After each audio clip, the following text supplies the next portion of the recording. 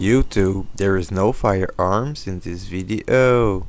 Welcome back to the Low-Key Gunner YouTube channel. In this episode we will talk about how to remove the Beam Chief 2 sights. At first I was not even sure it was possible, but my boy Alien sent me a video on Facebook because I asked how to remove the barrel bin, and you can remove the sights to then remove the barrel to be able to slide the barrel bin out, because the front sights are most likely a pain to remove. So the first step will be to unscrew the adjustment screw.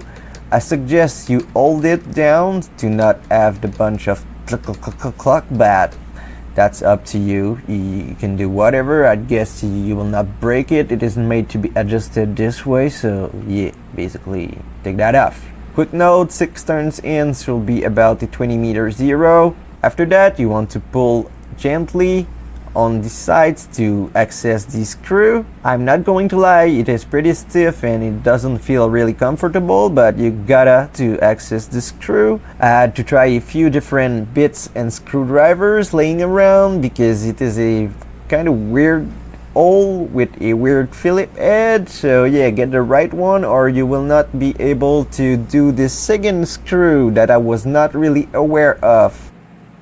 The thing with Spanish tutorials, when they don't show you what they do and only say it and you don't understand what they say, is that you don't know that there's 2 screws, even though it kind of does make sense. So I was kind of lost for a second and made about every mistakes that you don't want to make. So this will be a good English tutorial. Je pourrais le faire en français, mais ça me tente pas bien. But anyways, what I'm currently doing is about crushing my spring because it is not in the right spot.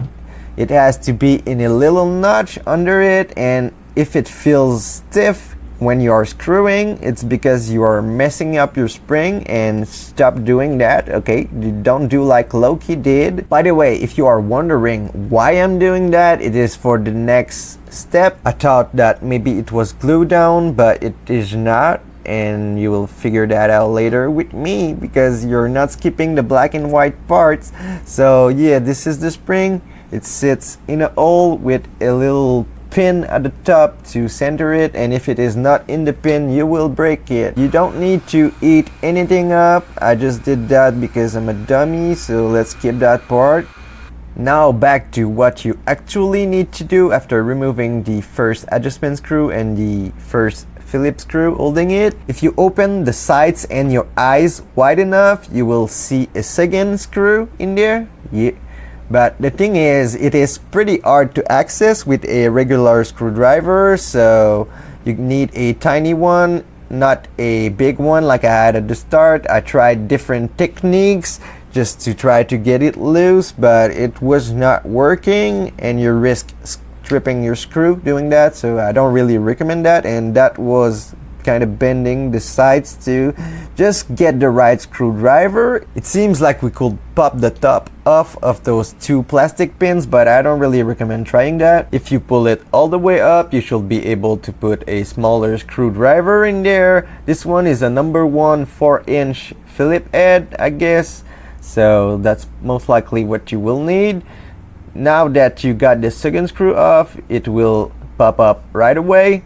This is the sides that are on the beam end. You can see in there the little pin that holds the spring and the overall quality of it. It is really not a bad side. It is not the best. It is not the worst. It is some decent budget sides, I guess. Then I've tried putting the screws back in, but they are a bit too long to look good. The factory screw seems to be 2.8 millimeter, which will be around 132, but I only add M screws, and also I measured the wrong one and thought it will not work while actually doing the video. So yeah. While this guy is measuring M4 screws, let's see what it looks like if you actually use M3 screws, measuring slightly over 2.8 millimeters. If you wanted to go all the way in, use a 3 millimeter length one. According to this guy, we cannot use a M4 screw, but you can always use the factory screws to block the holes and prevent rust and stuff like that. And that's pretty much it. You can now slide the barrel band off if you untighten the barrel, and install a scope if that's what you need. Thanks for watching. I'll see y'all in the next one.